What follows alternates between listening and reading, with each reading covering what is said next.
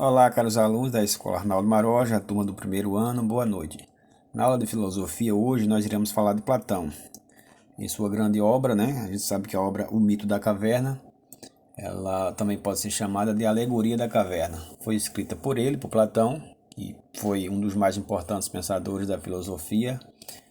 E através desse método, ele tenta explicar a relação estabelecida pelo homem, no sentido de escuridão, certo? No sentido de escuridão e ignorância do conhecimento, assim como também pode ser estudada a luz e o conhecimento, duas situações antagônicas que ele procura explicar, tanto nesse livro, O Mito da Caverna, quanto em outra sua obra chamada República.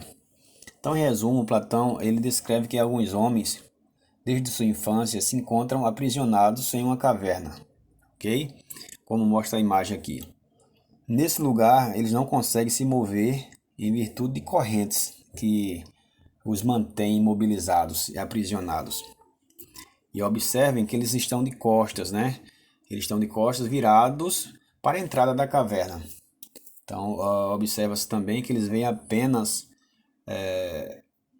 o fundo, a imagem que retrata através da fogueira, da sombra, né? Onde assim essa fogueira permanece acesa. Então, o contato que esses homens têm, os homens da caverna, apenas com a imagem que reflete através da sombra dessa fogueira. Então, o que isso quer dizer?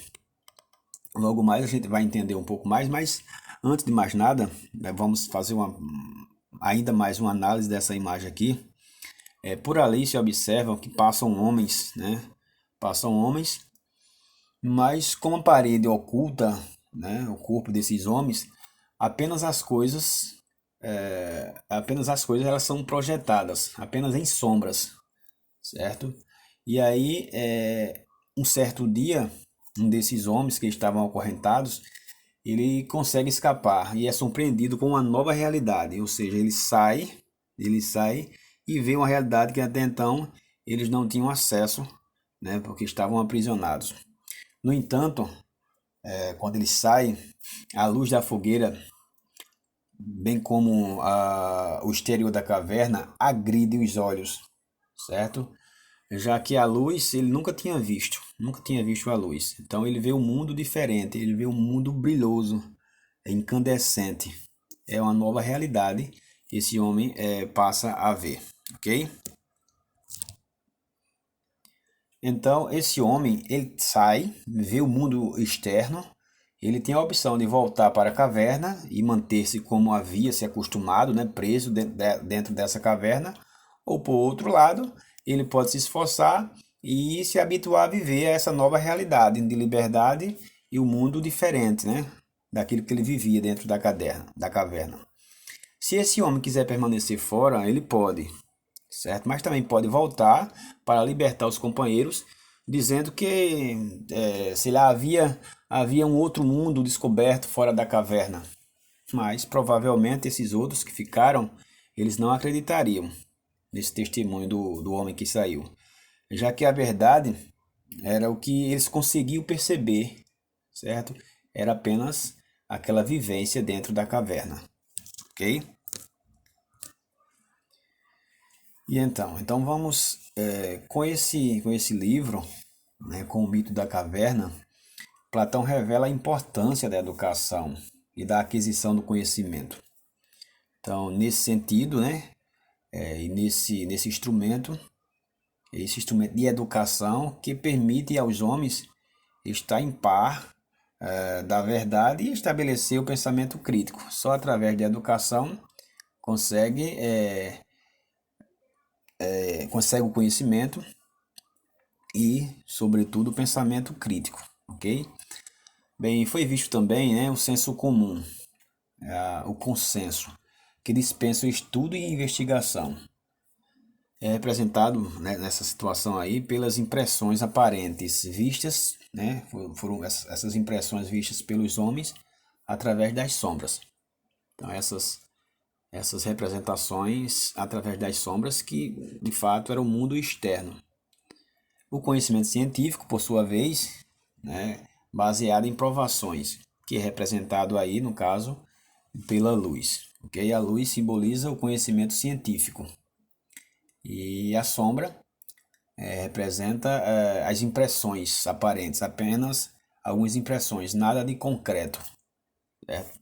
Então, assim, como tal prisioneiro que foi solto, as pessoas também podem ser confrontadas com novas experiências, certo? Que ofereçam mais conhecimentos, discernimentos até, de uma realidade social, do seu município, na questão política, econômica, social. Ou seja, o fato de passar, né, a entender as coisas, né, a gente traz esse texto, esse livro traz essa noção para a gente, e o fato de passar a entender as coisas, no entanto, passa até a ser chocante, né? A gente vê a luz, dá aquele medo. Ele viu a luz e ficou chocado com aquele mundo diferente. Pode ser chocante, mas é importante, né, que continue a busca por essa luz, por essa liberdade, porque essa liberdade justamente é o desejo de conhecer o novo, ok? Isso porque a sociedade tem tendência, né, pelo menos a gente percebe, né, que a mídia tem uma tendência muito grande de nos moldar, de deixar, de nos moldar da forma que ela quer que nós sejamos. E aceitar somente o que oferece de informações. E aí a gente vê que os meios de comunicação fazem isso aí como ninguém. O importante é que nós tenhamos a força e o discernimento para saber discernir, sair da escuridão e ir em busca do conhecimento, certo? Então, Platão foi um dos filósofos, né, como eu falei para vocês, um dos mais importantes.